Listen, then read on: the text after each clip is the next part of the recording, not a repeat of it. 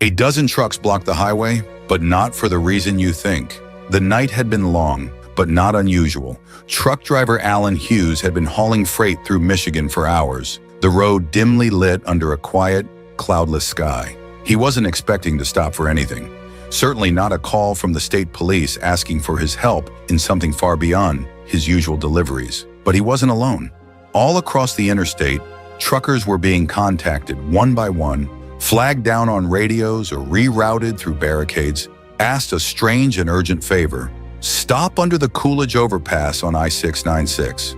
And wait, they didn't ask questions. They just pulled in, one after another. Within minutes, 13 trucks had parked side by side under the bridge, forming an unbroken line of steel and wheels. To anyone driving past, it looked like a blockade, maybe an accident. But it wasn't.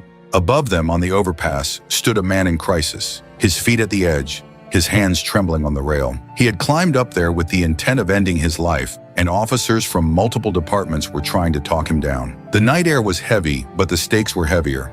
The trucks below weren't just parked by chance. Authorities had positioned them as a last resort, creating a shorter fall, a softer landing, a safety net made of steel. A line of defense formed not with flashing lights, but by ordinary men behind the wheel of 18-wheelers. For 3 tense hours, police negotiators spoke to the man, their voices calm, measured. The truckers stayed put, engines off, hazard lights blinking like distant heartbeats in the dark. Finally, just before dawn, the man stepped down from the ledge. He was helped down gently, quietly, and taken for medical care. The highway reopened before most people had even had their morning coffee. Traffic flowed again. But for those 13 drivers, something had changed. They hadn't delivered produce or furniture that night. They'd helped deliver hope, silently, without fanfare. No names were exchanged. No one asked for thanks, but their presence had filled a gap that couldn't be measured.